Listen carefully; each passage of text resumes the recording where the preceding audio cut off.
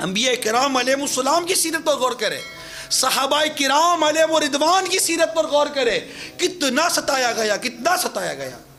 بھوک کی تکلیف، پیاس کی تکلیف، اولاد کی تکلیف، مال کی تکلیف، شہر سے ہجرت کرنے کی تکلیف، بیوی بچوں سے جدائی کی تکلیف، ماں باپ سے بچوں کی جدائی کی تکلیف، کاروبار ختم ہو گئے، تجارت ختم ہو گئی، ان کی معیشت ختم ہو گئی، مکہ مکرمہ سے ہجرت کر کے مدینہ منورہ سفر اختیار کیا، تکلیف تکلیف تکلیف تکلیف، غزوہ بدر میں تکلیف، غزوہ احد میں تکلیف، غزوہ احزاب میں تکلیف، کتنے غزوات ہیں، ان میں کیسی کیسی تکلیف ہے،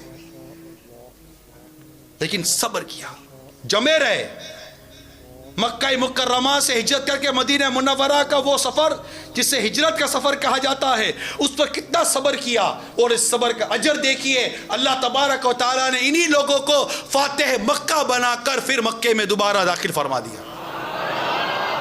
صبر کیا، میرے آقا صلی اللہ علیہ وسلم نے صبر کیا، طائف کے میدان میں میرے آقا صلی اللہ علیہ وسلم نے صبر کیا۔ حرم پاک میں جب آقا صلی اللہ علیہ وسلم کے گلے مبارک کے اندر چادر کا پھندا ڈال کے کسا گیا، میرے آقا نے صبر کیا۔ کچرا اور کوڑا پھینکا جاتا، میرے آقا نے صبر کیا۔ آپ کی شہزادی کو تکلیف دی گئی، میرے آقا نے صبر کیا۔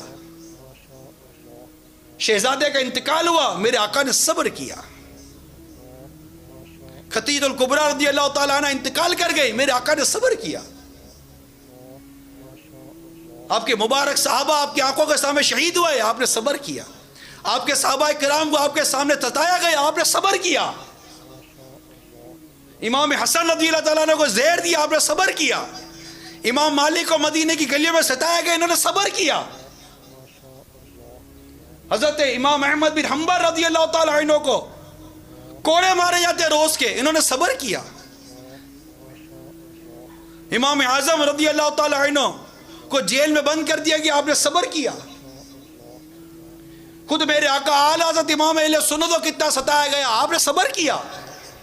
ہمارے بزرگان دین فرماتے ہیں، اور یہ بات منقول ہے، کہ دین مکمل صبر کا نام ہے، دین سراپا صبر ہے، پورا صبر ہے دین، ہر طرف صبر ہی صبر ہے۔ اور کریں گے کیا صبر نہیں کریں گے تو؟ ہر طرف صبر کا درس ہے، صبر کرو صبر کرو صبر کرو۔ ہماری بے صبری ہماری کسی کھوئی بھی چیز کو واپس نہیں لا سکتی، البتہ ملنے والے اجر کو ضائع کر دیتی ہے۔ بے صبری، ہر طرف صبر ہی کا درس ہے۔ آپ فجر میں نہیں اٹھ رہے، اٹھیے نماز پڑھیے، صبر کیجئے، اٹھیے اور نماز پڑھیے اور صبر کیجئے۔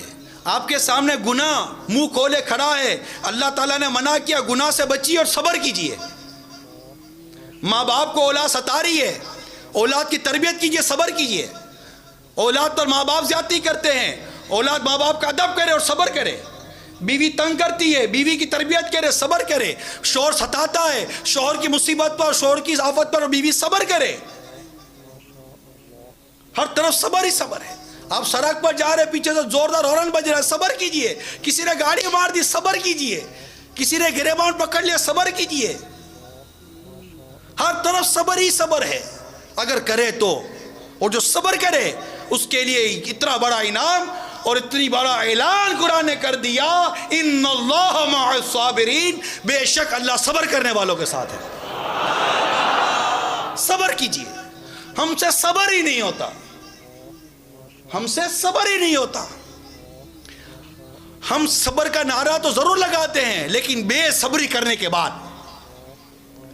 ساری بھڑاس نکال دینے کے بعد، سارا غصہ نکال دینے کے بعد، جو کچھ اس وقت ہم کر سکتے تھے کر گزرنے کے بعد، پھر کوئی آ کر گلے پر کندھے پر ہاتھ رکھ کر تسلی دیتا، ارے بھائی صبر کرو، تو ہم کہتے گلے مل کر، ارے بھائی اب صبر کے سوا چارہ کیا ہے۔ ارے اب کون سا صبر رہا یار؟ ساری صبر کی حدیں، جو بے صبری کی حدیں تھی، سب تو پھلانگ گئے، اب کون سا صبر رہ گیا؟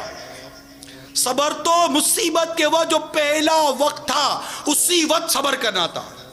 وہ پہلا جو ایک مصیبت آئی، اسی وقت صبر کرنا تھا۔ زبان گنگ ہو جائے، آنکھ بند ہو جائے، سر اللہ تعالیٰ کی رضا پر جھک جائے، لیکن یہاں ہم صبر کہاں سے کرتے ہیں؟ وہ بات سوئے سے ہوتا، صبر کہاں سے لائیں؟ ہاں یہ کہتے ہیں صبر کہاں سے لائیں؟ تو بھائی صبر کو بازار میں تھوڑی کو ملتا ہے کہ صبر کہاں سے لائیں؟ اللہ سے دعا کریں، اپنی تربیت کریں، ہم اپنا ذہن بنائیں صبر کا۔ تو اس طرح بزرگوں کو یاد کر کے، اسلاف کو یاد کر کے، ہم اپنے اندر جو مصیبت ہم پر آتی ہے اس پر صبر پیدا کرنے کی کوشش کر سکتے ہیں۔